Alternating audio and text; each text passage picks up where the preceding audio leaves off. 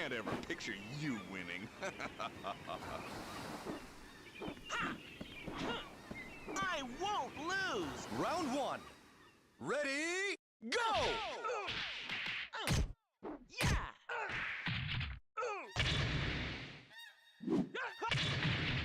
Yeah. Yeah!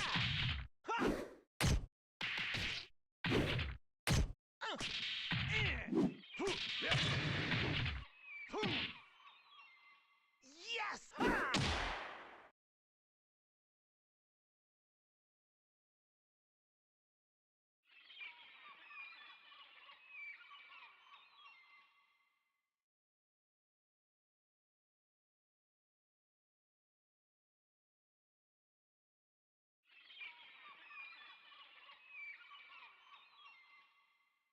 Time's up!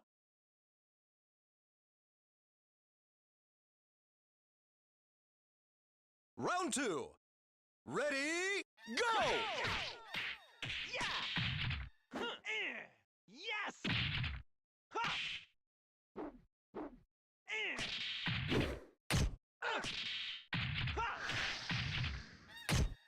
Excellent!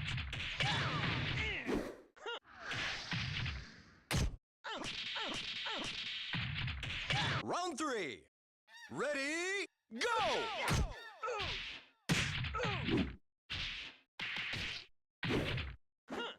Yes! Yeah! Yeah!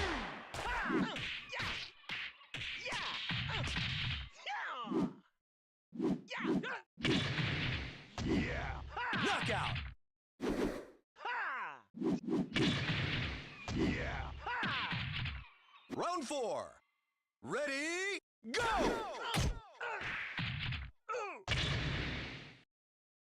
Yes!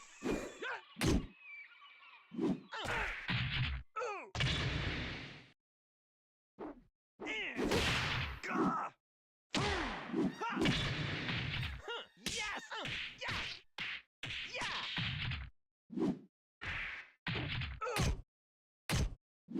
Knockout!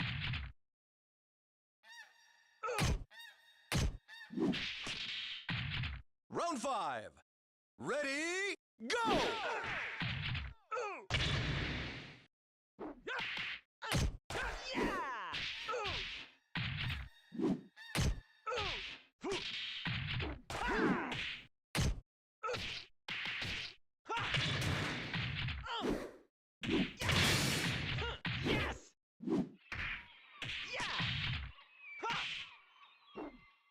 Knockout!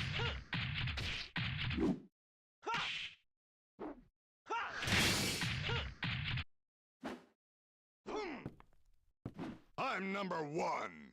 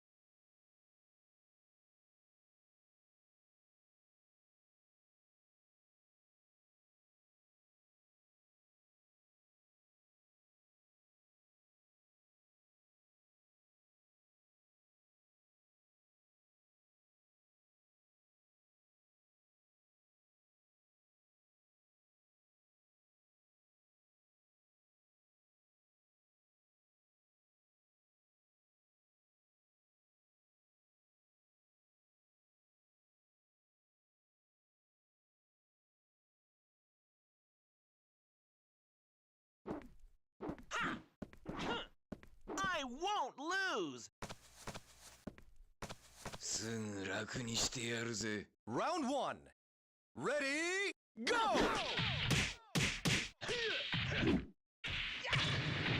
Yeah!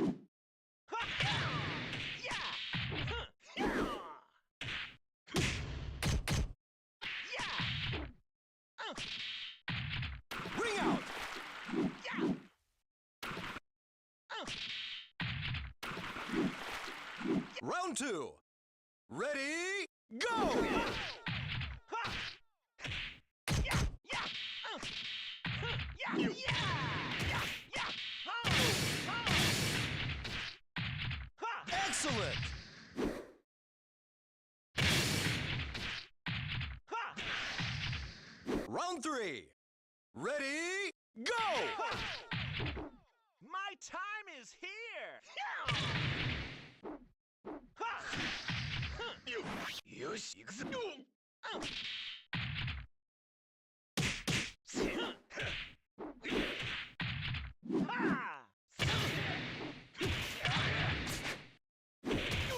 Knockout! Ha! Yes! What a knucklehead!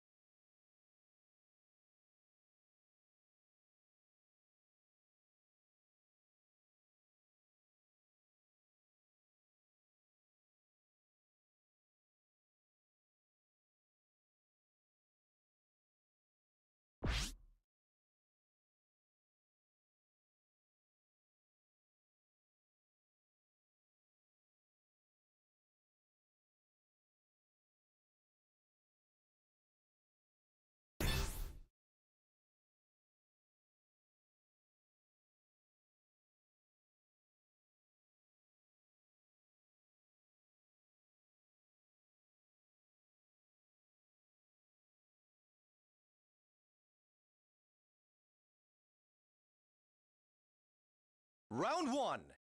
Ready, go!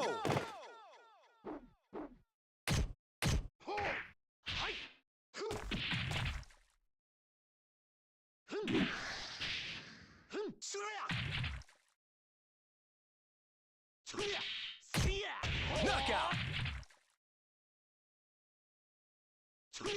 Round 2. Ready, go!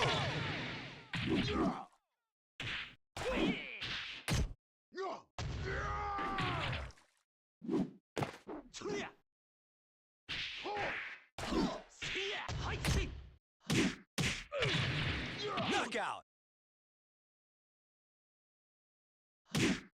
Round 3. Ready, go!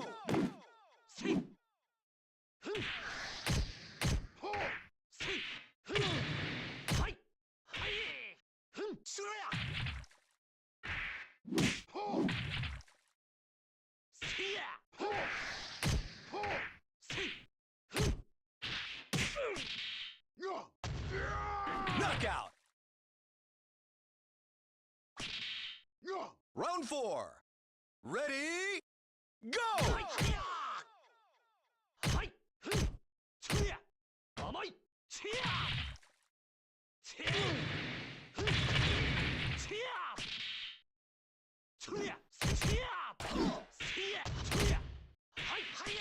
Ring out! Round 5. Ready, go! Knockout!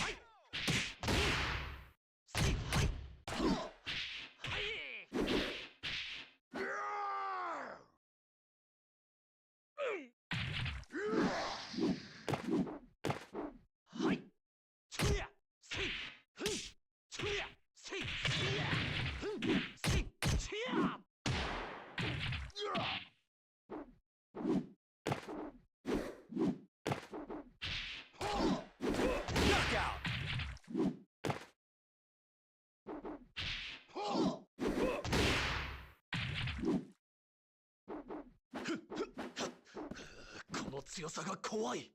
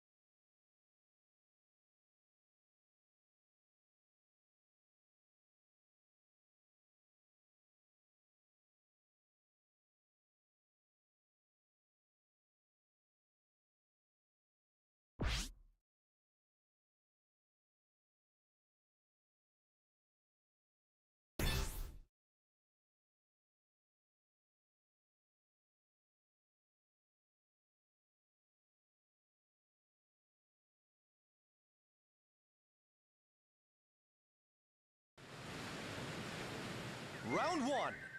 Ready, go!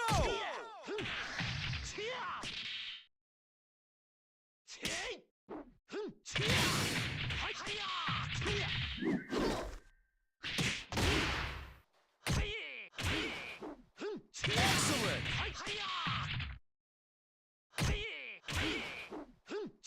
Round 2.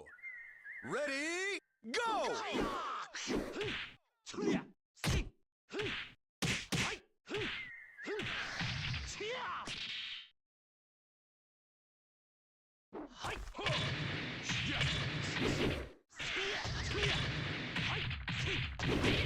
Knockout! Round 3. Ready, go! Knockout!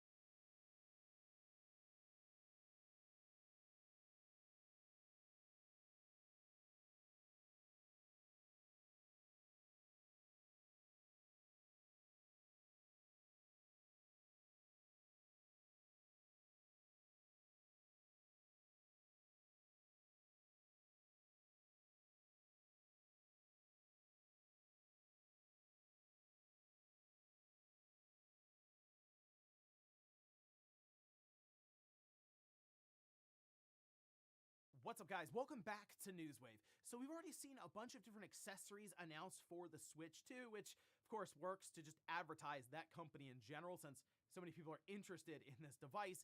But we have another one that's now shown up that people are looking at their announcement as being sort of confirmation for a certain feature for the Switch 2, and we'll go over that here today.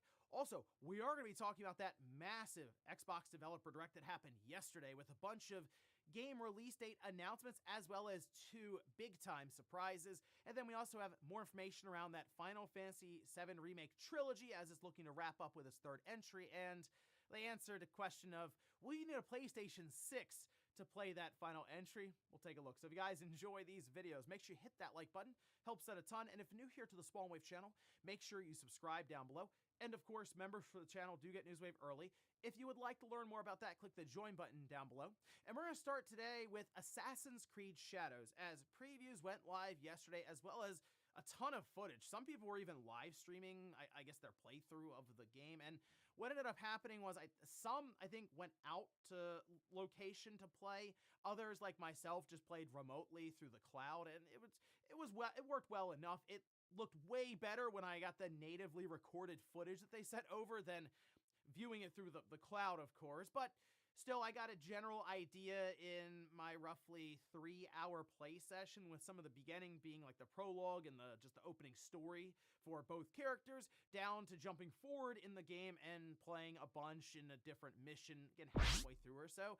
And some of my biggest takeaways here so far, to me, has a lot to do with just the open world itself and how it feels very dynamic and alive. There are some clips that I put up on Twitter, just kind of showing me running through parts and how everything sort of had its own ability to move and shift, and you see trees and leaves and grass stuff. But even down to the combat, Naoe and Yasuke feel very, very different, where Yasuke is more of a tank with a ton of health, And now you don't want to get hit much as her because it was pretty easy to die without being a bit careful there. But she has some pretty good moves in terms Round of one. parkour and being very agile. Ready, and of course, go! the health aspect, she plays like a full assassin when it's time to actually get into an area and take somebody down. So for the most part, again, in my limited play, I'd say after it was fun. I need to see more though. The progression around the characters, actually exploring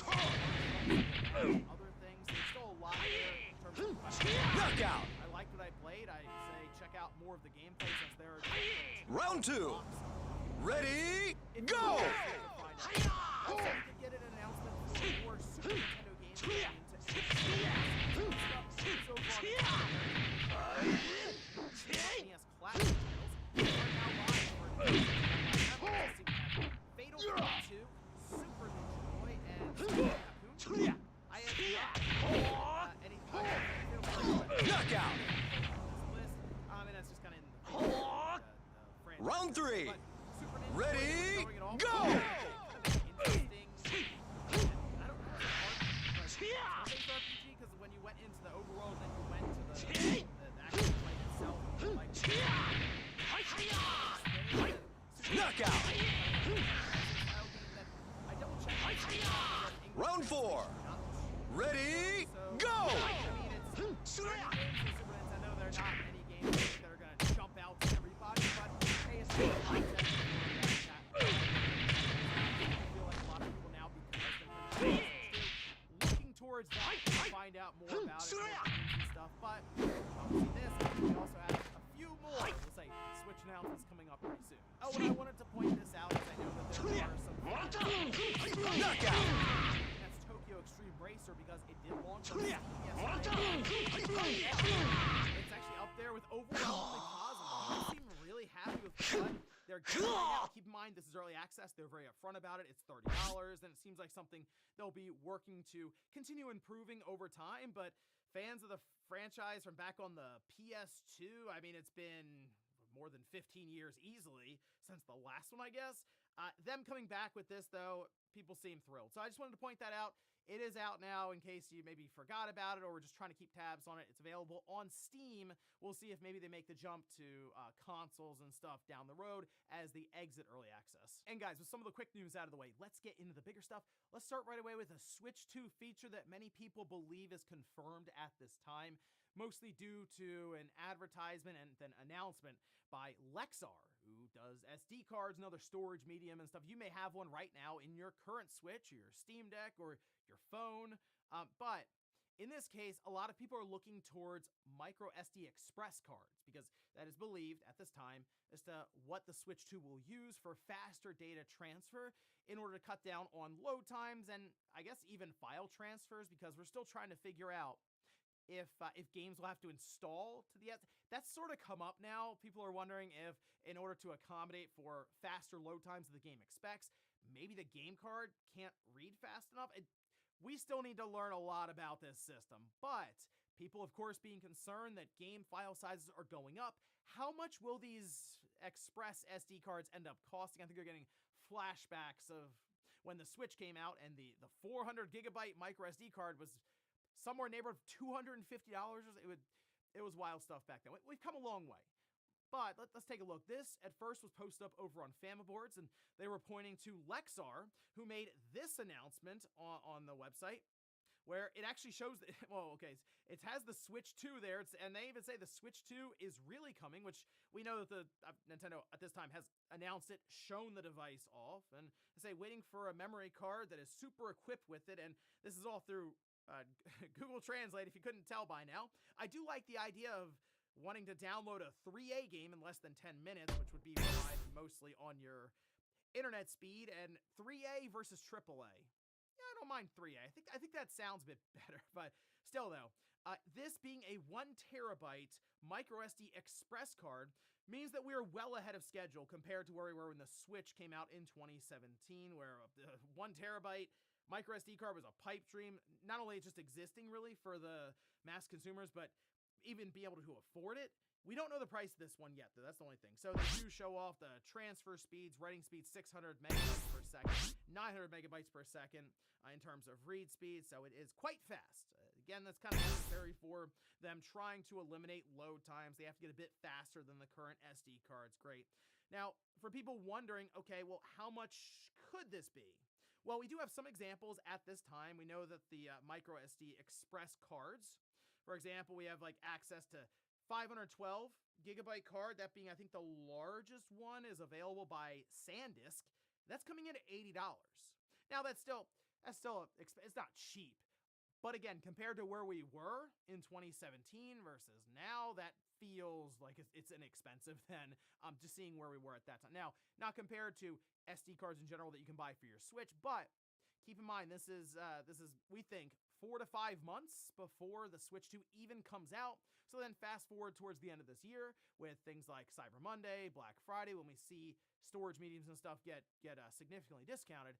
I think probably by the end of this year, we'll have these express SD cards, 256 gigabyte, probably in the $30 range somewhere, and then up from there, 512 and even 1 terabyte, maybe being pretty cheap. But I would say the 1 terabyte probably coming in, I'd say closer to like $150 to $200 at launch. Now, at this time, Lexar is saying that the 1 terabyte express will be launching mid-February, so we're about a month off. We'll find out then exactly how much it costs. Though, here's the thing, it's not officially confirmed by Nintendo. I wouldn't recommend going out and buying a micro SD express card yet, but keep that in mind, in the back of your mind. Okay, if I want to upgrade storage, express, not the current SD cards. We'll have to keep an eye on these, and of course, as more companies show up, and we have sort of a bidding war in terms of pricing to try to attract the consumer, and which hopefully means lower prices for us. Next up, let's talk about that Xbox Developer Direct, because Microsoft came out in force yesterday. This was a really good show. Now, I do want to preface this by saying, yes, the PlayStation 5 logo was all over this showcase, but I think people need to remember just the way Microsoft's going about this. They just want to sell a ton of software because they know that's where the money is made, and I guess in their mind, the less hardware they have to make is also kind of less cost. So, yes, you're going to see a lot of these games also going to PlayStation 5 and, in fact, advertised by Microsoft in their own Xbox Developer Direct. That out of the way, though, let's start from the top here. The showcase was like 50 minutes or so, and they did spend quite a bit of time going to each studio and just letting the developers talk about their game. So, in a way, you did kind of get to know some of the people behind this game. Now, it was kind of jumping around quite a bit, and in some cases you would see 10 people just kind of talking about their roles there and stuff, so I'm sure some of them are gonna kind of blend together or even forget some of them, but still, it was pretty cool just to see the inner workings of these studios as they were trying to develop these different titles, especially when you're hanging out to kick off the show, and they decided to open with the surprise game, or surprise games. And once that started and you kind of saw the waves and the storm and the rain, I said, hold on a minute, that looks like Team Ninja. And in fact, it was, because, ladies and gentlemen, we don't have just one, not two, but 3 Ninja Gaiden games coming out this year. I said 3 because we have Ragebound, which is the 2D Ninja Gaiden game, but still, 2 Ninja Gaiden games were announced here. Let's start, though, with Ninja Gaiden 4. Now, this is a collaboration between Platinum Games, Team Ninja, and then Microsoft is publishing this. So, years ago, when we did hear about Phil Spencer technically going to Japan, I mean, it was going to take a while, but it seems like that's paid off, and maybe that's where, I guess this is where that did come from. So, good to see these Platinum Games on, I think, a project that suits them very, very well, and we really haven't seen them make a game that hit really well that's not a type of game like Ninja Gaiden, but hey, if you know what you're doing with it, keep doing those types of games, and this game looks awesome. They have another protagonist in there, but of course, towards the end, they did say Ryo Hayabusa, and boom, there he is cutting everyone up and fighting seemingly with the other protagonist. So I'm curious what the story is there. It has been almost 13 years since Ninja Gaiden 3. It's been a bit. But here's the good news. We don't have to wait too much longer because this is launching fall 2025. So, I mean, it's good to see the game and then hear that it's coming out in less than a year. I mean, in fact, we're probably, we could say like 8 months away from this. Exciting stuff there. And then they weren't done because they wanted to give us something we could play right now. Ninja Gaiden 2 being remade in Unreal Engine 5 titled Ninja Gaiden 2 Black. It's available now. It has PC, Xbox, PlayStation, and it's in Game Pass day one. Which I should also mention, Ninja Gaiden 4 also going into Game Pass. These are two big Game Pass gets for Microsoft, and it's good to see that because that's the big thing they do. Yes, they have first-party stuff that we'll talk about here soon, but be able to make these kind of deals and get third parties involved, and at times maybe even just funding a project outright like this, or two projects, that's awesome. So Unreal Engine 5, I did check it out on Xbox, played about an hour and a half so far, and man, it's fun. It is. I liked Ninja Gaiden 2 quite a bit on the Xbox 360 back in the day when it came out. If I remember right, that was one of the few games back then that I specifically remember you could play music tracks over the game itself, but it already looked incredible there. Looks really good here. If you have it on PC, I double-checked. Ultra-wide monitor support. I posted up a screenshot over on Twitter if you want to take a look, and it's great. It's great. Ray tracing, the whole deal. So I recommend picking that one up. No physical copy that I saw at this time. I believe PlayAsia has like an exclusivity on that or something. They had that posted, and it was like $50 if you want to pick it up, I think on the PS5. So at this time, though, it is available Game Pass, or you can buy it digitally and start playing right away. Moving from there, we did have South of Midnight, which I will say, the Ninja Gaiden 4, Ninja Gaiden 2 Black reveals didn't really help out South of Midnight much. Like, not a great act to have to follow up there, but still, I do think the game looks very intriguing. I would say out of all the games here, that was probably the one I'm least interested in, but still, the main character is named Hazel, is a weaver, and the world kind of shifts around you as you play. So you can see after you clear a certain area, all the flowers bloom and kind of the nature and stuff changes, the world around. And that's a really cool effect. Your character that you're playing as looks very, very agile. The traversal, I think, looks great. The art style looks good. The low frame rate thing, though, to try to mimic stop motion, it keeps throwing me off when I see it. I get the style they're going for here. It looks weird in the trailer. Maybe when you have it in front of you natively, with many of these different games, it will look better. But still, I like the art style. I like at least the direction here for Compulsion, and it's going to Game Pass, so naturally, yes, I'll be checking this one out. And it is launching April 8th, 2025.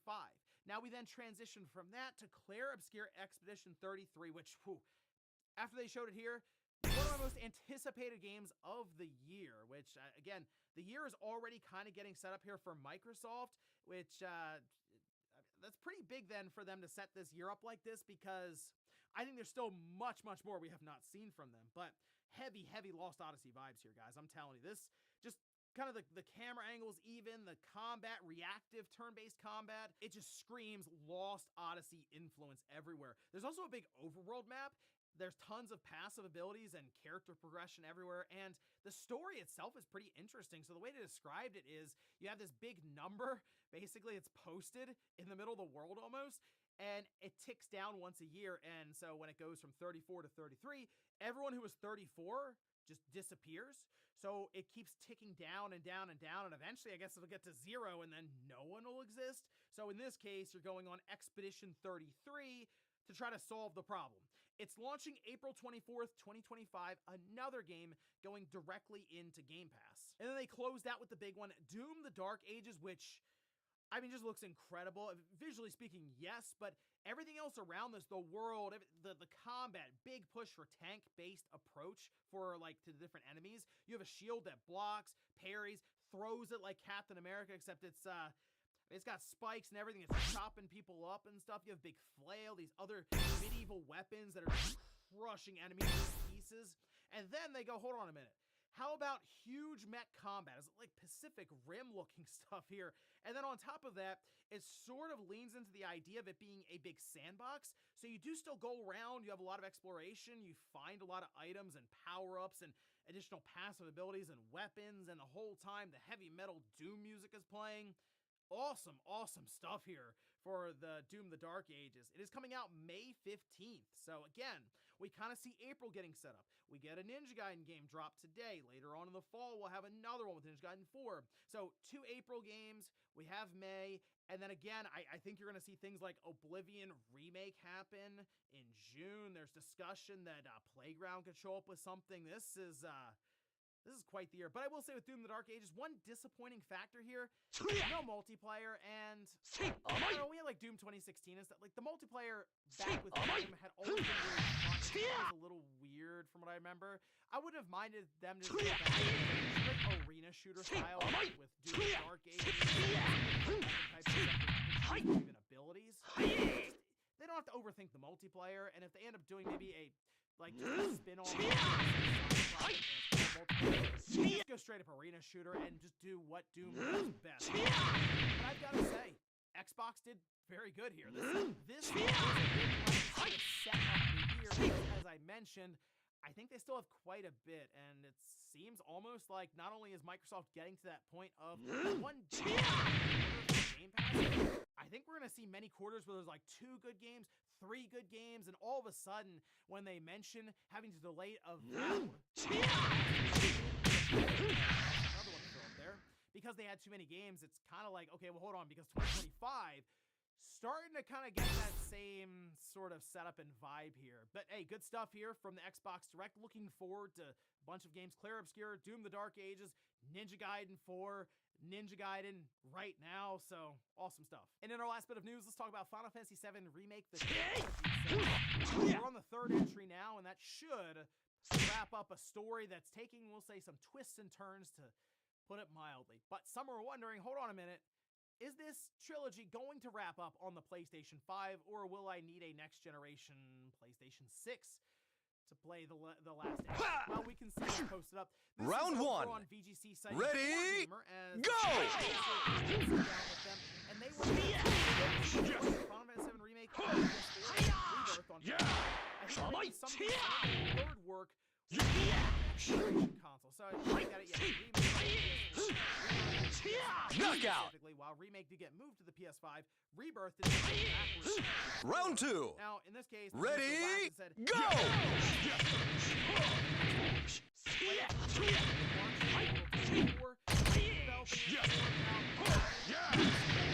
So yes, it does seem like the last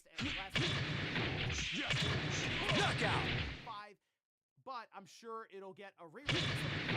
Round 3. Square likes to do Ready, and go! Something where they have the entire on PlayStation 7, no, but they'll definitely release it multiple times. Expanded. Excellent! They're going to get as much money as they can out of this remake. Round 4. But good news is, Ready, coming out on the go! 2027, early 2020, but when shocking if they do have to get it out in time for holiday 2027. Before we go, which is Game of the Year. We're now the day Knockout! with Final Fantasy clearing Stellar Blade. Round 5. Expect that from Rebirth. Ready, Many outlets go! Game of the Year, the Game of the Year nominee. Even at the Game Awards, it's probably one of the front runners, and if Astrobot was may be taking it then. But still, from the way it's practiced. Knockout! On one side you have Astrobot, the other side you have the final matchup, but who knows? I guess an upset. And we'll finish. This is from Glitches, who says, I've been watching you for like 7 years, and I still can't understand how you film these in like one take. It just shows how passionate you are about gaming. I definitely don't do these in one take. Evan has gotten very good at editing over years now, and it can make me look a lot better than I am in some sections. So there are times where you don't see it, and I'm just like jumping up and like annoyed that I misspoke or cut off somewhere or something. So it comes together nicely though at the end, doesn't it? When you export and it's like 20 minutes from 35 minutes of raw footage or something. So again, Evan does a very good job with it, and hey, maybe one day I'll just do one solid take, no pauses at all, but I wouldn't count on that anytime soon. And ladies and gentlemen, that's going to do it here for Newswave. If you enjoyed this video, guys, hit that like button. If not, hit the dislike. Leave comments down below about everything we talked about here today. If you missed yesterday's Newswave, I'll leave it up here in a card, or maybe you want to tune into Direct Xbox that'll be happening later on tonight. I'll actually leave the link up for the live stream that I'll have scheduled, and you can check that out later, as of course we'll be talking about all this stuff with the Xbox Developer Direct. Thanks guys for watching. Have a great weekend. I'll see you back here Monday morning, 8 a.m. Eastern Time for Newswave. I like the new arrival. Oh, I'm gonna say hello. Yeah, say hello. Alright, I'm Trevor. Connie? Maybe it's more of a hugger. I'll leave you two to it. From toys to tech to homeware, Beautiful. there's more to Argos.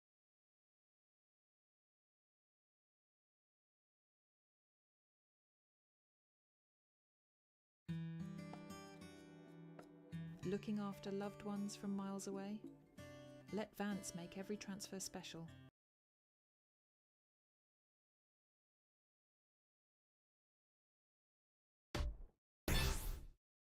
So Switch 2 stuff has obviously been buzzing a lot lately, but there's been a few other things happening as well, such as the Xbox Developer Direct. Now, that took place yesterday. I did watch it. I think those go on for just too long. Like, I get some people like to hear developer stories and stuff like that, but it seems to me like it should just be trailers, and then if you want the developer stories, like, that should be a separate thing, but that's just how Xbox handles things. Of course, Ninja Gaiden 4 was at this event, which I thought looked absolutely awesome. You also had Doom, The Dark Ages as well, which doesn't have multiplayer. I know it's not a big deal for some people, but I enjoyed Doom 2016's multiplayer, so I was hopeful that we were going to have that in this new game. Of course, since this was an Xbox presentation, you have to look at these games and figure, well, some of them are coming to the Nintendo Switch too. I mean, Ninja Gaiden 4, I think, is a lock for the system because of Koei Tecmo. Koei Tecmo and Nintendo have a great working relationship. Hyrule Warriors, Fire Emblem Warriors, so on and so forth. So I think Ninja Gaiden 4 does have a very good chance of getting a port to the Nintendo Switch too.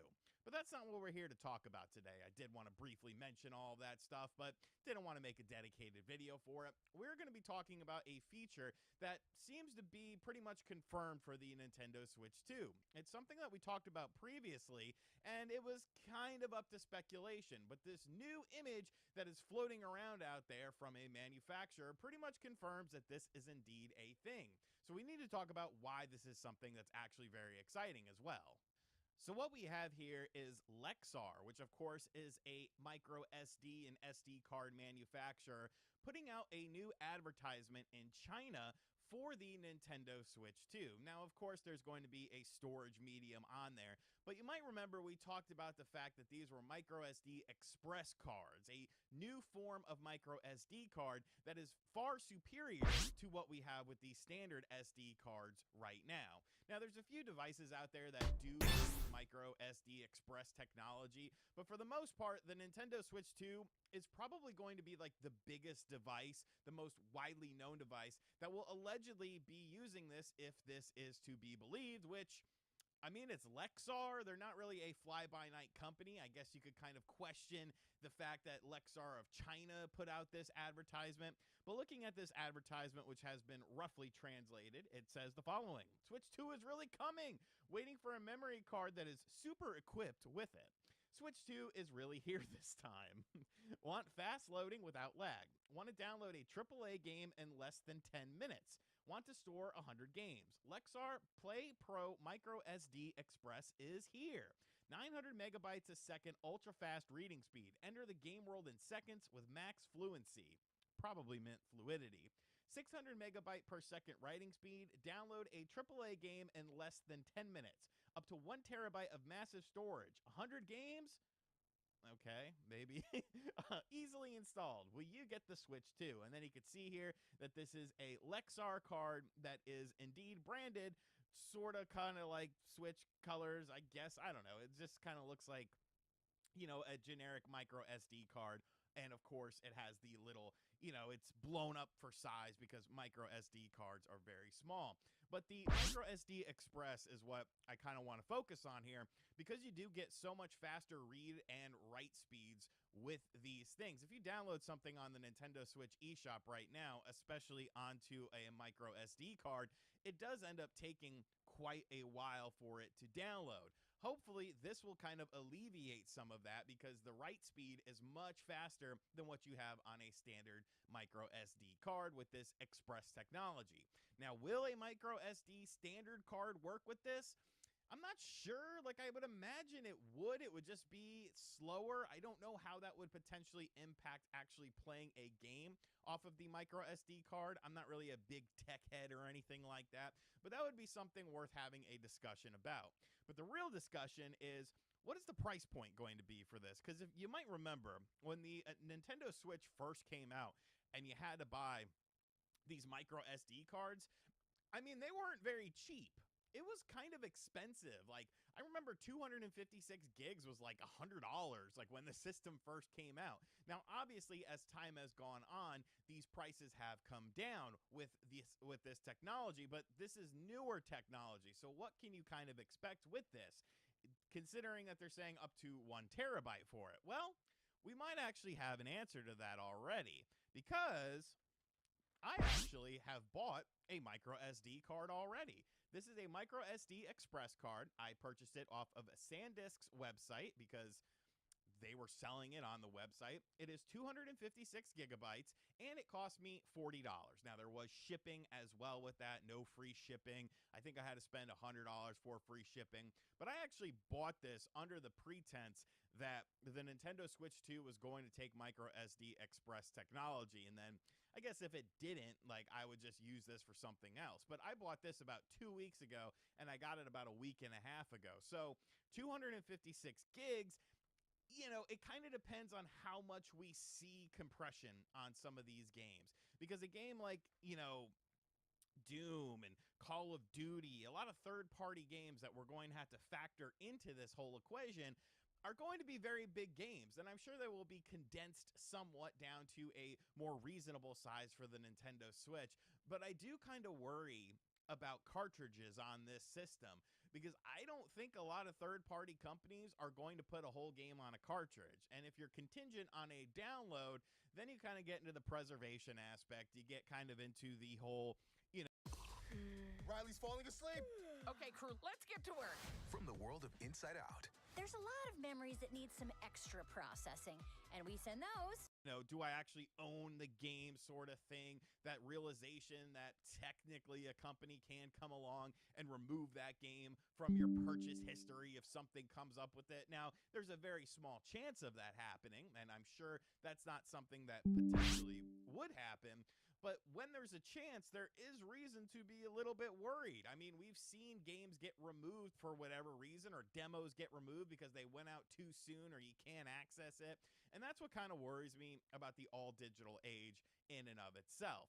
As far as the price point of this 1 terabyte card, I would say, I mean, if I'm getting 256 for $40, I think Lexar could do around $100. You know, obviously they would be taking a little bit, you know, 256 times 2 is 512. 512 is about half of that. That would be $80. I don't know, maybe 120. You know, if they want to go with a more not rounded number, but that's still a hell of a lot cheaper. Okay, the 1 terabyte card, the first one that came out that was micro SD, was over $400 for the Nintendo Switch, and that was just like, you know, a SanDisk card. So I think these cards, and, you know, being a bit cheaper when the Nintendo Switch launches, I mean, these are going to be at their peak price point. Like, this is the highest that these cards are going to be. $40 is the most that anyone will probably ever pay for a micro SD Express SanDisk 256 gigabyte cartridge, unless there's just a massive shortage of them. So as time goes on, you know, micro SD cards, of course, will go down in price. It almost makes you wonder if a company would have the balls to put an entire game on a micro SD card. If you got like a 128 gig micro SD card or micro SD Express card, and just put your whole game on there. And so that way there would be some sort of physical way to play the game without having to be contingent on any sort of online download, or it being just in the online portion of your Nintendo Switch 2. I mean, I'm just kind of spitballing here. That's probably not something that's ever going to happen, but it would be interesting to see. You know, you could always make a cartridge. Like, if you look, man, I wish I had it on my desk here, but the Nintendo DS cartridge that I have, that is a, you know, essentially a way to play all Nintendo DS games just on this one cartridge on a Nintendo DS. that actually is functioning. It looks like a Nintendo DS cartridge and it acts like a cartridge, but everything is on a micro SD card onto that. So it reads the stuff from the micro SD card. The cartridge itself is essentially just a vessel to get access to the game. So I don't know. I'm just kind of spitballing stuff here, but I did find this interesting. I found it interesting enough to make a video on it because it does seem like micro SD Express is going to be the way of the future for the Nintendo Switch 2. And that's some cutting edge technology, man. That's some good stuff there. Way to go, Nintendo. Way to go. But let me know in the comment section down below. What do you think of this? Do you think that micro SD? Let me know if you're like smart with this stuff, because I'm not the brightest, crayon in the box with stuff like this. But like, do you think a standard micro SD card will be compatible with this system, or is it only going to use Express? Because if it does impact how fast things process and pull up to play a game off of the micro SD card, that's an Express card. If a micro SD card is slower, you see what I'm saying? Like, I don't know. It feels like that could be potentially a conflict of interest. But let me know in the comment section down below. And as always, guys, thank you for checking out this video. If you are new to the channel, make sure you hit that subscribe button. Be sure to like, comment, and share. Hit the bell as well. And as always, I'll catch you guys on the next video. Later.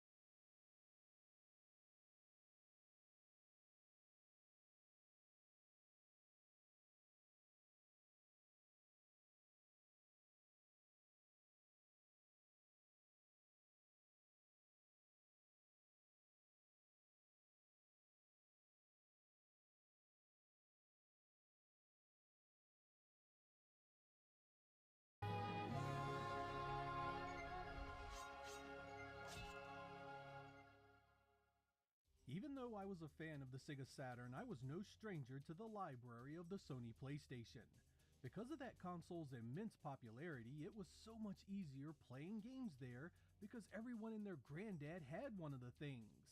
Whether it was family, co-workers, neighbors, or whatever, PlayStation games were readily available to rent, borrow, trade, buy, and sell in mass quantities. Of course, all of that was bolstered by the huge library it had. Thanks to its impressive sales numbers, the PlayStation received over 4,000 games worldwide, a number that dwarfed its competition. Round one. That number were Ready, go! go! No exaggeration. You can be the top 200 for the PlayStation and still miss 100 games that absolutely deserve to be there. But among the classics, there stirred some games that were just so terrible that you could tell the developers quick buck. And if I wanted to do a worst of list, to rival the Atari Round 2. Jaguar itself. Ready, But I'm not doing go! a worst of list. I did because I've had genuine interest in them. Just like my recent Nintendo 64 video, I had titles that failed to live up to my expectations. Again, not all of these games are bad. They just did not turn out the way I ever expected. So let's get started.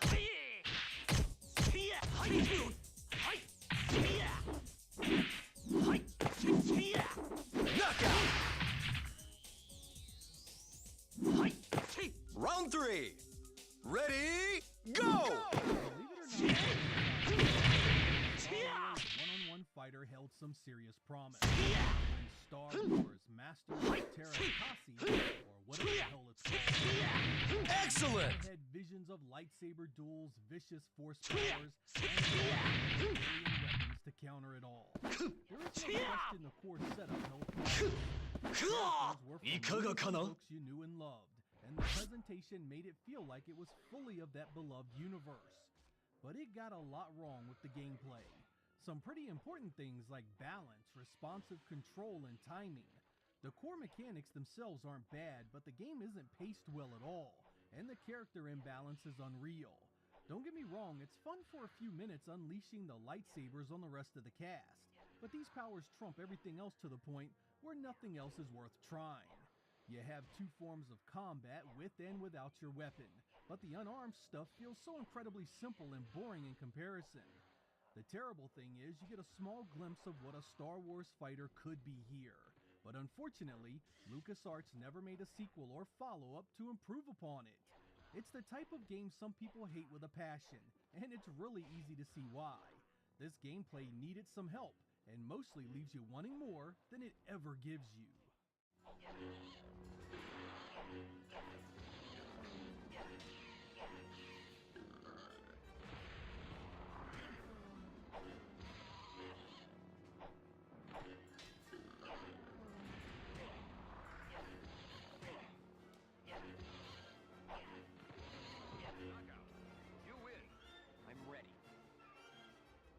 In the early days of the PlayStation, the Extreme Games series was actually pretty fun for what they were. It took things like cycling, skateboarding, and rollerblading and added an extreme sports angle to them that was quite playable. But when 3 Extreme came along, they went with a fully polygonal engine, and that didn't feel the same, and they made the courses way the hell too long. On top of those issues, the series failed to really evolve over the course of 4 years, leaving you with a been there and done that feeling.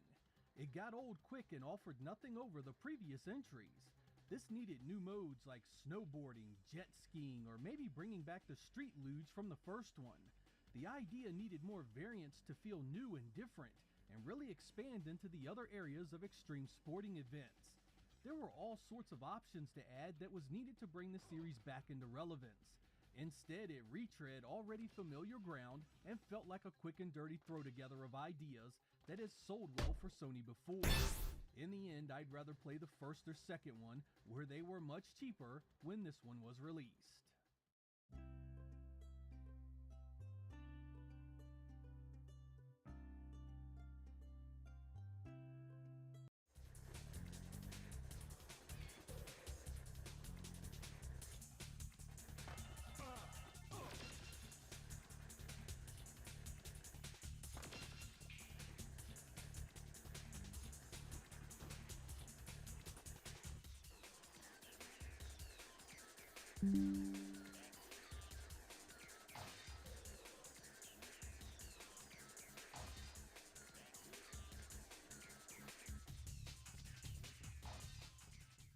Alien Trilogy was a fairly well-made first-person shooter during the 32-bit era. When the next game showed up in 2000 called Alien Resurrection, I figured it had to be a big improvement. Based on the 1997 film, this PlayStation exclusive endured a torturous 4 years of development that saw it go from an overhead shooter to a Tomb Raider clone to its final form here as a first-person shooter. I don't mind telling you that much of the game design here is really interesting. The game nails the atmosphere of this universe perfectly, and the sound is a huge part of that experience. The levels are done well, the objectives sensible, and I dare say it's far more interesting than the movie on which it's based. But all that is nearly ruined by the game's brutal difficulty and lackluster combat.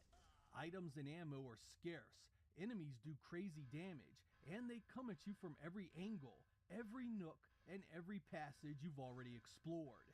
It's very similar in feel to a survival horror experience, but you rarely get any respite from the enemy onslaught. This takes a game that could have been something special and turns it into a controller-throwing nightmare of constant deaths. It's just so poorly balanced it'll leave you screaming at the TV and cursing the developers. Make no mistake, if you value presentation and have the patience of a monk, this game can be a hidden gem. I wanted to be that person, but in the end, I had to walk away to save my console from being tossed out the window. An interesting point you may not know is that Alien Resurrection here was one of the first PlayStation games to use the right analog stick Round to one. look around and aim during Ready, combat. go!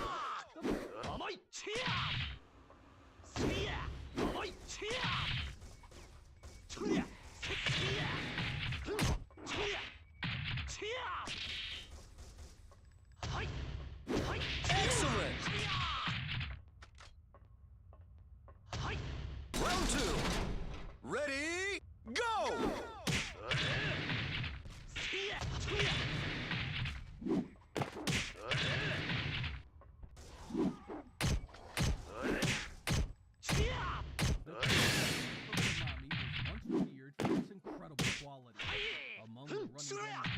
Sat atop the mountain.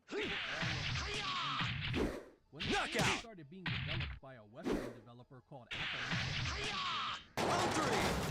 Ready, go! Top-down running gun that wasn't all that great. All the problem, the follow-up called See the Conqueror Adventure was far worse.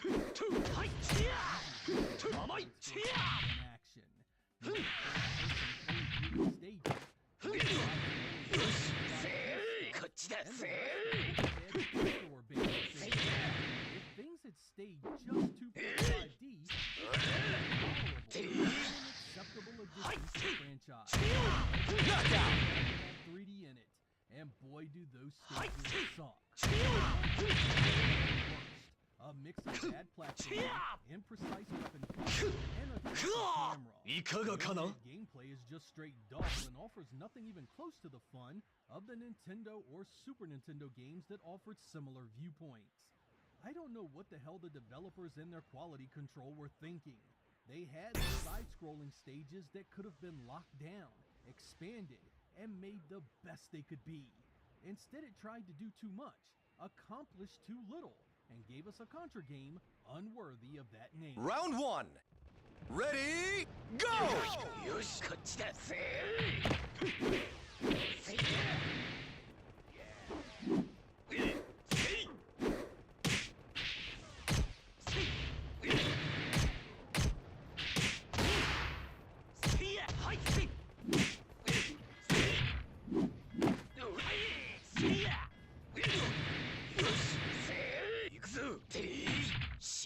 Knockout! To a very interesting game. Round two. Ready, go! One round on foot and a two-player match. But as much as I wanted to like it all falls apart because the pop in, sluggish performance, and unbalanced design. The original had a hell of a learning curve. This one is more smooth. By the way, it looks the opening of the first difficulty. Here, somewhat easy mission that turns crazy hard. Knockout! Terribly irritating to fail a mission instantly because you Round three. Ready, go! Every issue the first game had is accentuated here, making it a tough one to love the original. They also added more of the things I didn't enjoy about the first. Instant fail missions, and following cars around. Driving but the fun of the first the cops and stuff to the car. That should have been refined and made even better in the sequel. Instead, it's worse, and it's a shame that any expectations were so high. Knockout!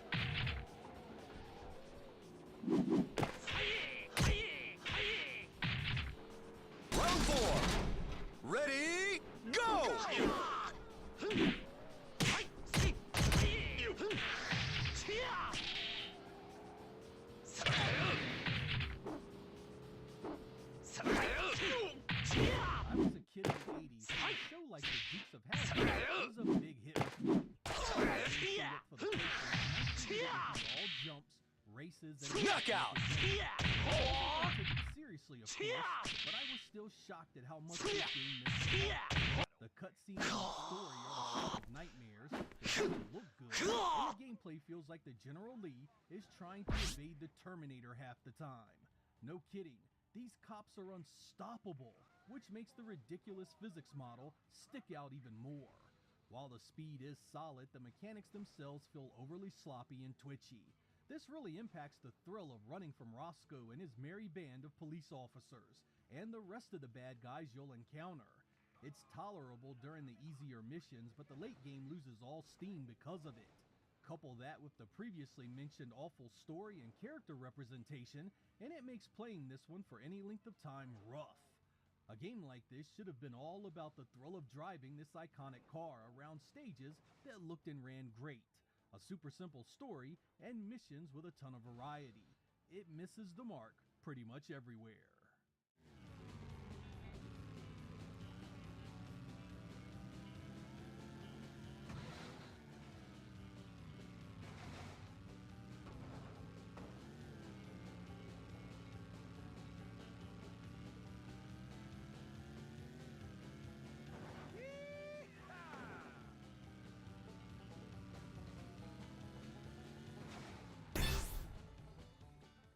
Some of you wondered why I didn't add WCW Nitro to my Nintendo 64 letdown list. Well, that's because I played it on the PlayStation first. This one was developed by Inland Productions for THQ, and it's a mess in every category. The graphics and animation are terrible, the way too fast gameplay is grossly unrealistic, the limited roster, the lack of match types, and the in-fight music is irritating. Good God, who was this made for? These wrestlers are like a bunch of coked up hamsters running around the ring. Nothing slows any of them down. Nothing stops them until a pinfall. Chair shot, brainbuster, powerbomb, even the concrete. None of it matters. Everyone is right back up like nothing happened only a few seconds later, unless they have low life. I really hate the way it bypasses the traditional lockup mechanic and allows you to just pull off moves out of the blue with various button combinations. This makes things simultaneously too easy and too hard. You can just spam the same simple moves, kick them when they're down, and then get the easy win, over and over. This can also happen to you, while you're trying the more complicated moves and finishers. In other words, every damn thing feels off, is no fun, or flies in the face of everything that makes a good wrestling game. It's as crappy as these games can get.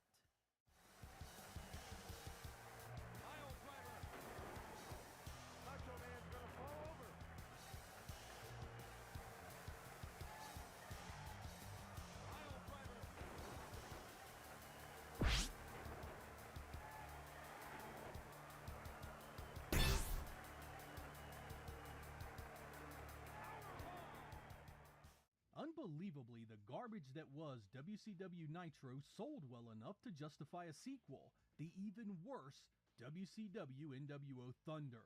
I went into this one thinking it was absolutely Round one. Release, ready, go! Making a return is our cast of picked up hamsters who have now discovered meth for an even display of unrealistic animation that is way too fast. Video times two, but this is actually how this style move input is done. Knockout! It requires you to be as exact as ever with your timing. They do add a tie-up Round two. this time. Ready, go! Shallow upgrade that doesn't really help much. Once you get tired of that, you'll resort to the same one or two moves over and over, then zap your opponent's life and lead to an easy win. The roster is a bit larger than Nitro's, and the strength of the return. The developers must have loved the smell of their own. Excellent! They essentially just remade Nitro using the theme of a different show. I was not knowing what to expect. Round three. Ready, I went go! Hoping there would be some improvements, and got none. I was fired twice in productions and THQ, leading me to hate this one even more. Ring out! Monster Fire is far too polite a phrase for this god-awful series. Round four. Ready, go!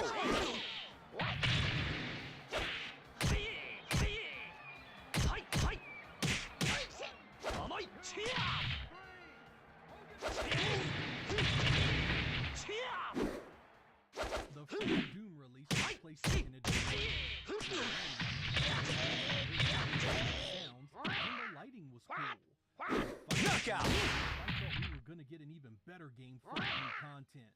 The presentation was there, a huge gaping issue that I couldn't overlook. The PlayStation here has a massive amount of missing content, ranging from many of the stages, bosses, and enemy layouts.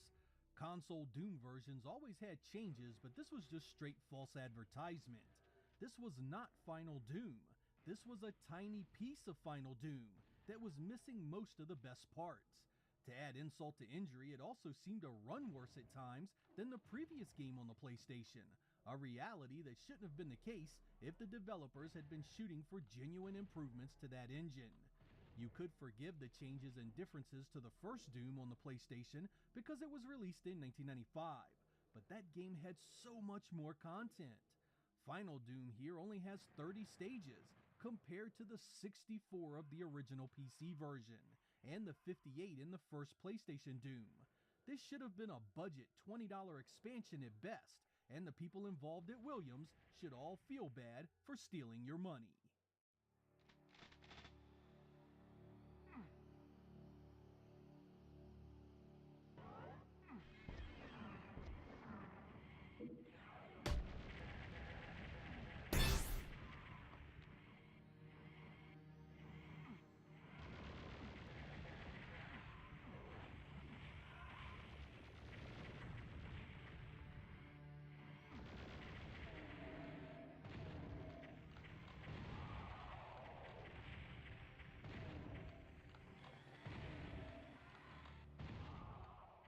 I was late to the Harry Potter universe, not knowing anything about it until the first movie landed in 2001. I loved what I saw and was interested in the video game released for the PlayStation.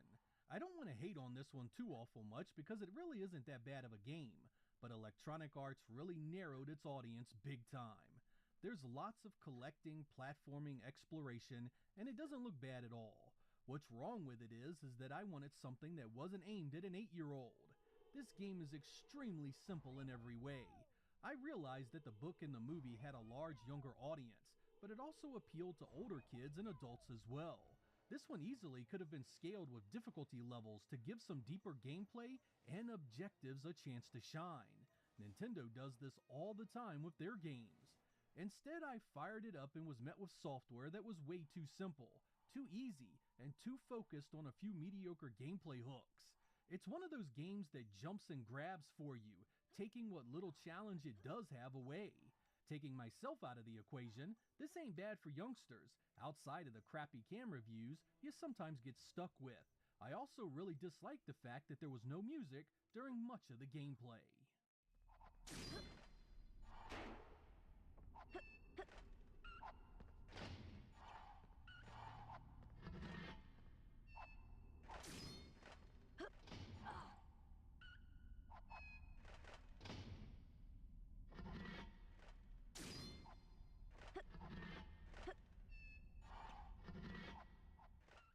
In 1997, Acclaim released a light gun shooter in the arcade based on the Judge Dredd comic book. I never played it there, and when it was released for the PlayStation, I thought it'd be worth a try. Cue the dramatic music, because this was one of the worst gun games I've ever seen. It's a bit like Area 51 in Maximum Force, where the environment is completely video. You move along a predetermined path shooting bad guys as they pop out, along with gun placements that literally pop out of every monitor, column, train, window, elevator, and every other thing in the environment. When you have games like Point Blank and Time Crisis to contend with, however, you better have something deeper than this. The graphics are unimpressive and jittery, the action one-note and boring, the hit detection terrible, and perhaps worst of all, it's a laughable portrayal of the character and universe. Area 51 and Maximum Force already did this game so much better, so if you're going to emulate that game type, why not copy it all the way? To give you an idea of how bad this was, GameFan, the most forgiving and overrating magazine in existence, hated on it. And if they hated it, you know it had to suck.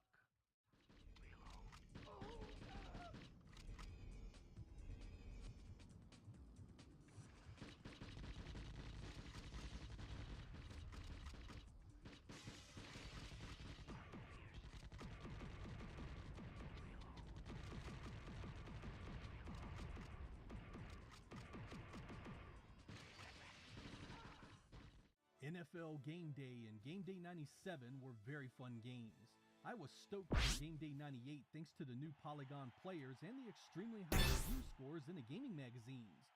The joke was on me because I hated this one to the core. Nothing about the new visuals appealed to me. I thought the players looked awful and the animation seemed to be unnatural and glitchy. The gameplay had a bunch of things I disliked, like players that would get knocked down for far too long, grotesquely overpowered players, and a passing game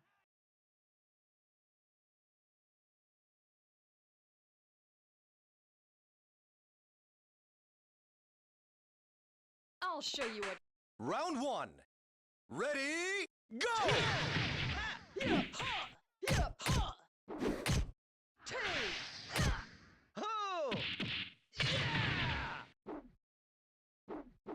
Well.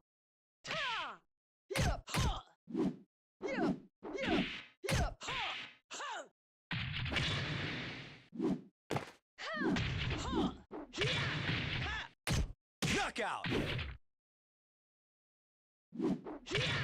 Round 2. Ready, go!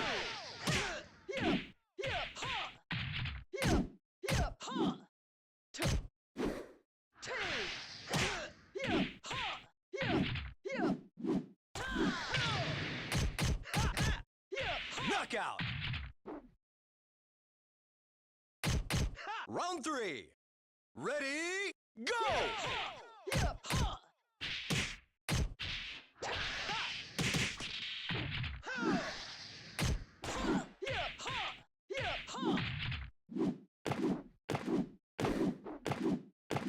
Ring out!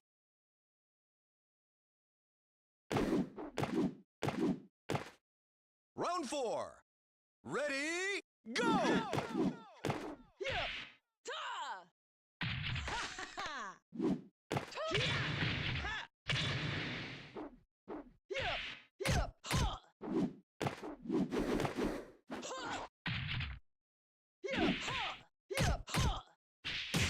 Knockout!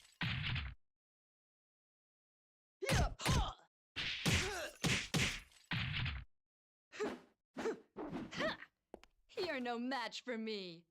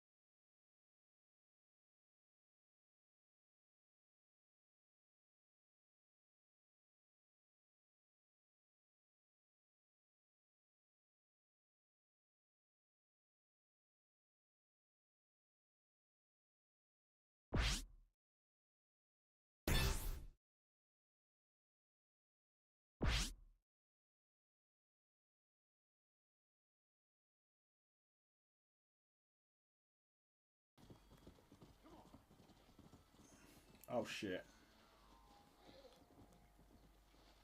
Oh shit. Oh shit. Oh shit.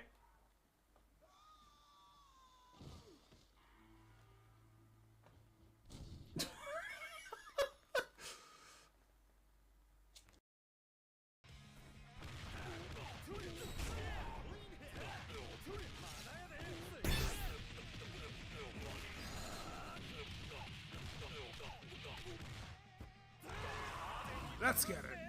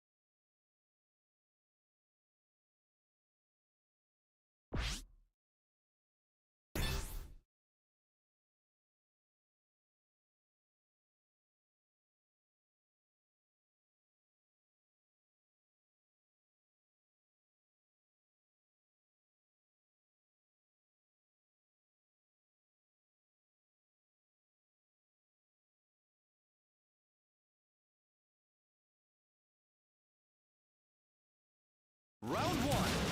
Ready, go! Take!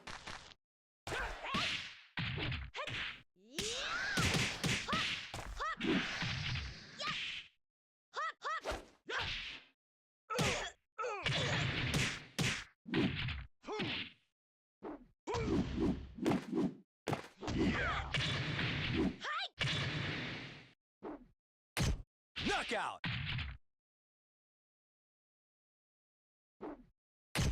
Round two. Ready, go!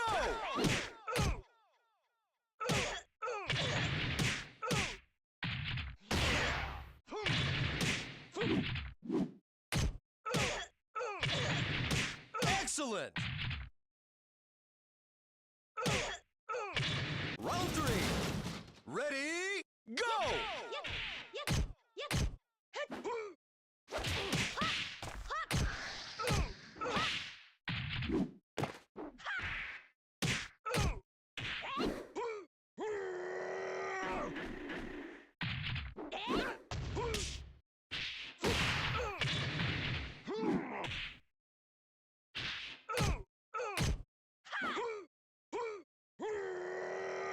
Knockout!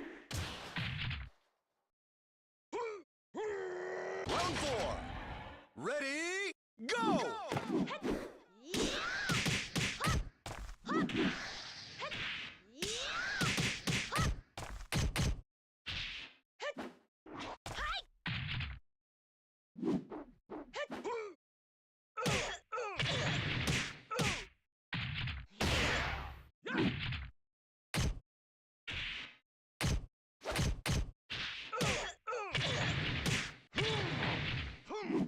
Knockout!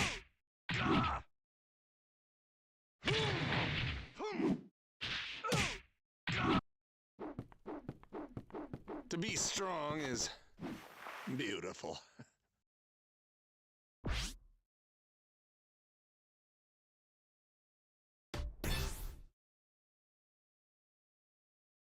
That felt like you were throwing a baseball instead of a football. The AI was also all over the place in terms of effectiveness. Sports games always have money plays, but this AI would punish certain plays like a boss and give up money plays on others like they weren't even on the field. I realize I'm in the small minority here because this game is almost universally loved, but I preferred the previous games tenfold over this one and the ones that followed it. Funnily enough, the gameplay series didn't change a lot in the following years, but the review scores got worse and worse. It kind of makes me feel like this game was overrated, and people finally started to see it. 4th and 10 on the 20-yard line. 47, green 22. The field goal is good. The Cowboys 3, the 49ers nothing. Once upon a time, the name Core Design carried with it some pride and quality. Not so with 1998's Ninja Shadow of Darkness. How in the heck do you mess up a beat-em-up with ninjas? There's swords, stars, and even ninja magic. Mess it up they did because this couldn't have been.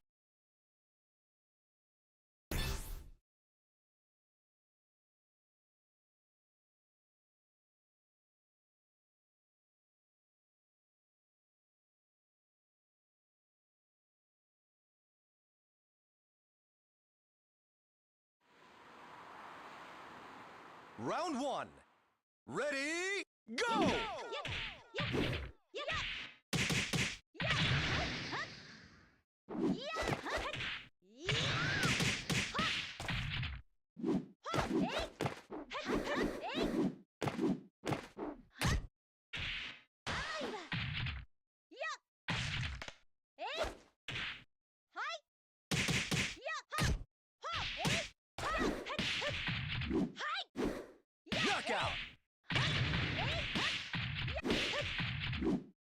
Round 2.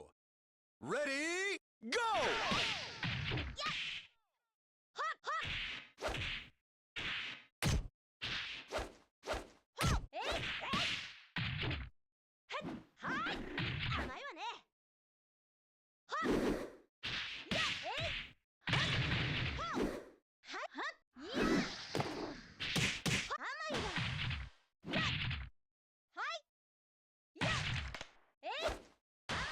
Knockout! Round 3. Ready, go!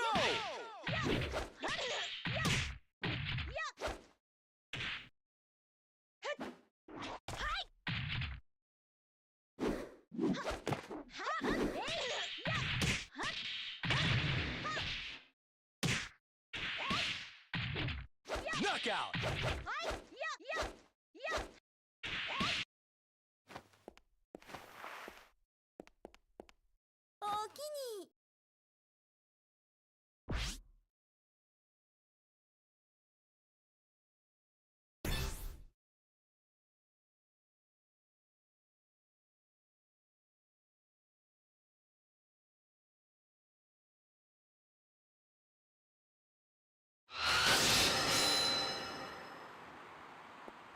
Round 1. Ready, go!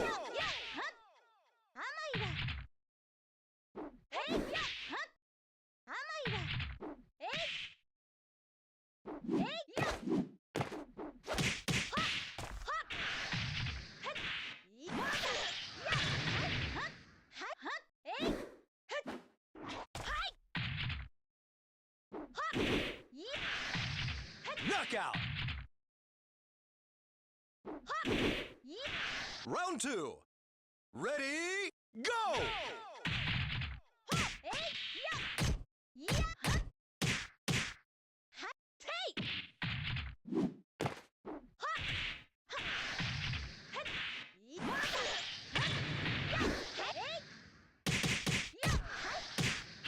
Knockout! Round 3. Ready, go!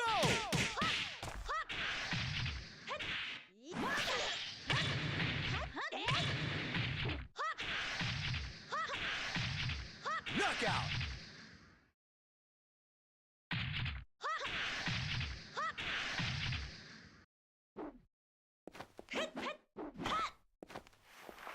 Now は私の勝ちね。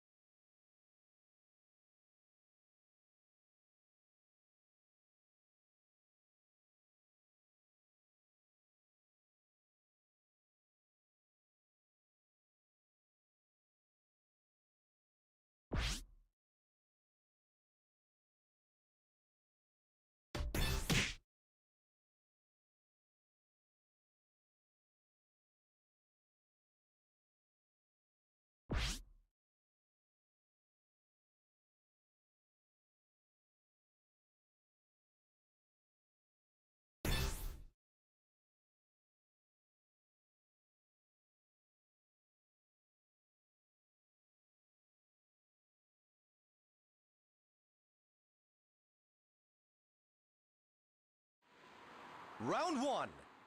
Ready, go!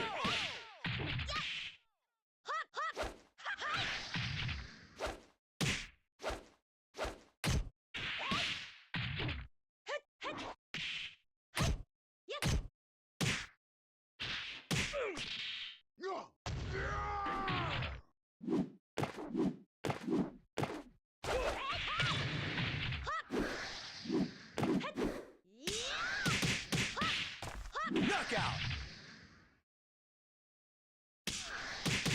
Round two. Ready, go!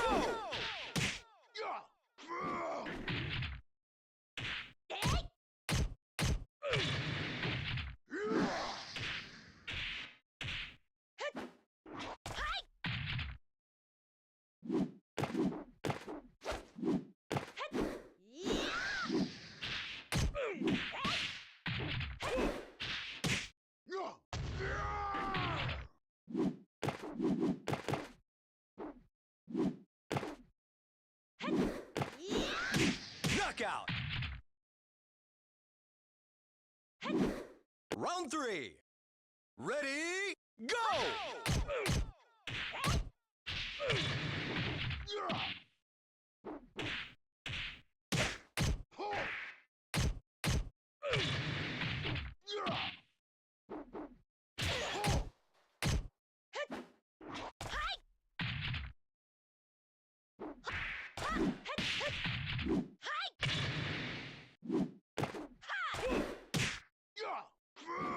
Knockout! Round four. Ready, go!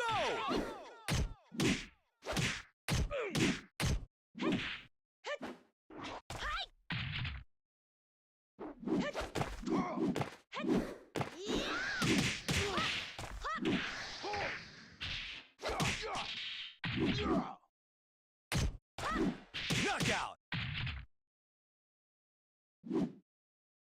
Round five.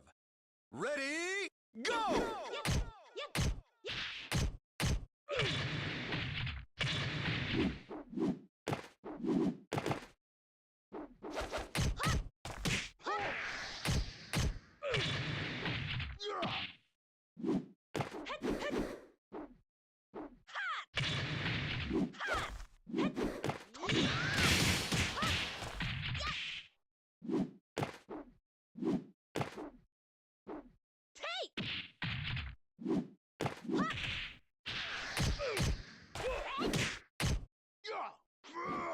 Knockout!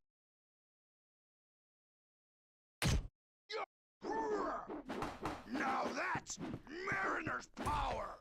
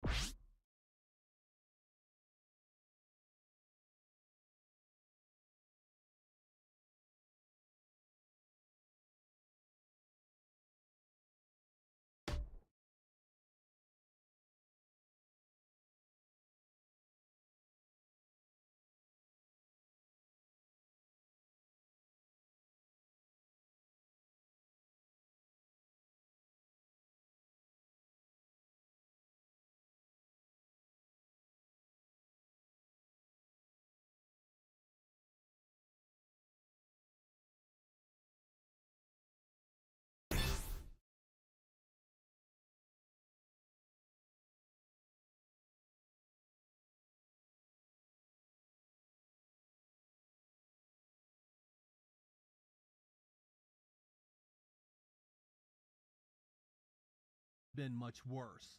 From the shallow and imprecise mechanics to the laughably simple visuals and absurd animations, Ninja falls apart from the moment you hit the start button. Aside from the awful hit detection and aggressive enemies, there are also traps constantly eating up a third of your life frequently. It makes an already challenging game ridiculously difficult. Core had just come off Tomb Raider with this game, so why they didn't use that engine is a hell of a head scratcher. This would have benefited from a slower and more measured pace. The viewpoint you do get is ineffective and feels separated from your character. All of that is secondary to the terrible combat, however.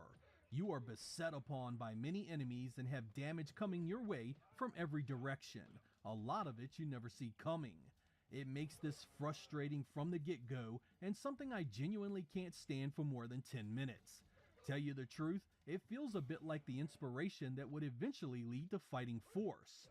A Sega Saturn version of this one was almost completed, but got cancelled despite being the lead platform. Lucky us, because this is one of the cheapest games from a decent developer I've ever played.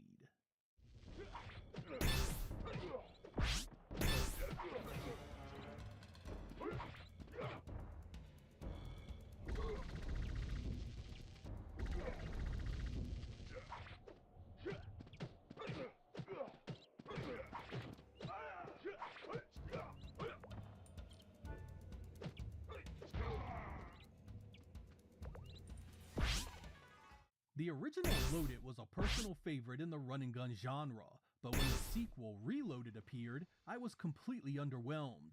The original game had been a love letter to those of us that loved wanton carnage and destruction. The fun was powering up and laying waste to hordes of enemies with various weapon types.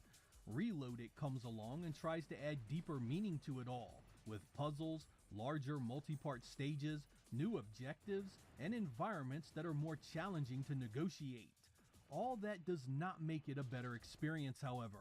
Instead of just adding more weapons, more stuff to destroy, and bigger explosions, the new design actually slows the action down and makes getting through the stages frustrating. Because there is a heavy emphasis on ground that can and can't be climbed up, it's easy to get stuck and not know where to go. Honestly, it's a real shame because the developers missed the point of why the first game succeeded entirely. It was about mental patience laying waste to everything the eye could see in a bid to win their freedom. Trying to please the detractors of that style of game was not the way to go for the sequel. They were never going to see it as anything more than a shallow blastathon anyway. Reloaded should have doubled down on its violence and depravity and gave us more of it.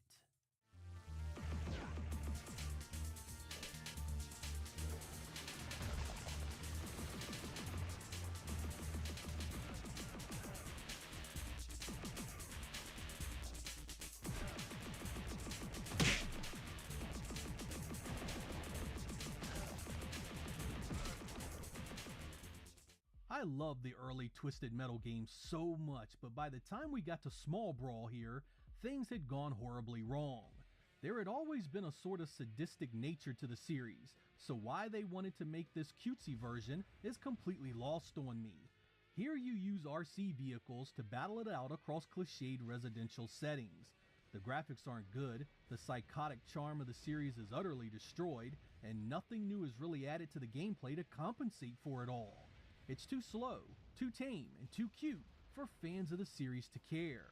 A big issue here are the tiny stages you now battle in. Before you had entire areas to explore, but that's been replaced by tiny rooms that just aren't the same. That leaves this one for younger kids, and there are much better racing and combat options even for them.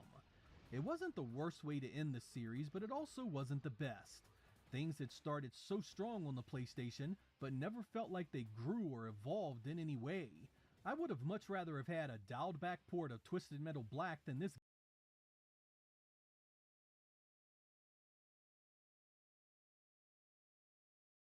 Round one. Ready, go!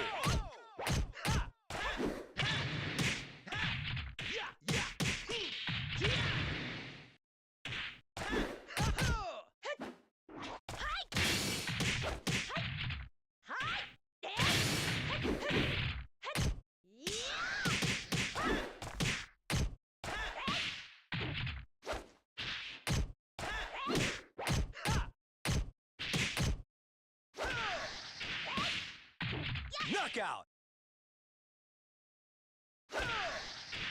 Round 2. Ready, go! Yep, yep, yep, yep, yep.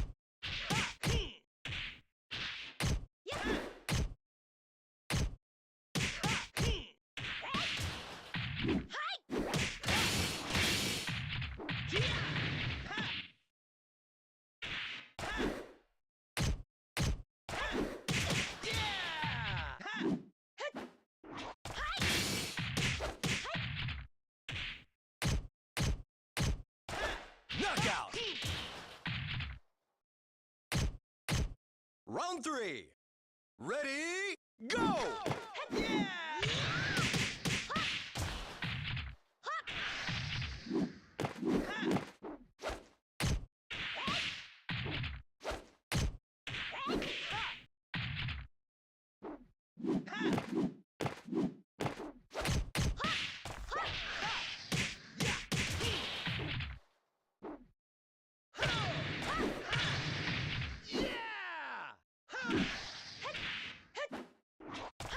Knockout! Round 4. Ready, go!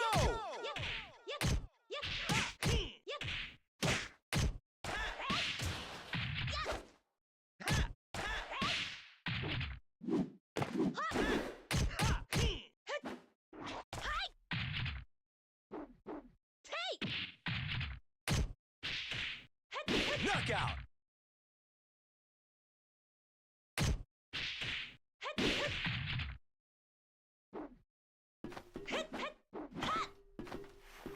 今日は私の勝ちね。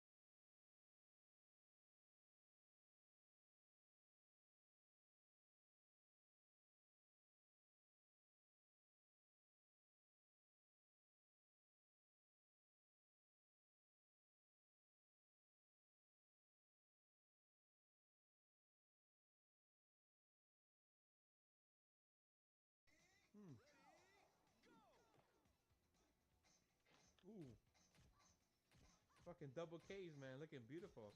Nice. Good shit. Oh, oh, oh, oh. Let's go. Oh. Oh my god. Oh, damn. God damn. God damn, man. A fucking sweep to the fucking like chest of your face. Let's go. Alright, good shit. Oh, nice. Oh, what the fuck? Oh! Nice, good shit. Oh my god! Oh my god. A block? Fucking defense looking beautiful. Oh my god. Yeah? Oh my god. Bored? How? There's nothing to do but drink tea. But what if you got really interested in the tea? Or me? Or coffee? I get the joke, but seriously, be present. The present is too painful.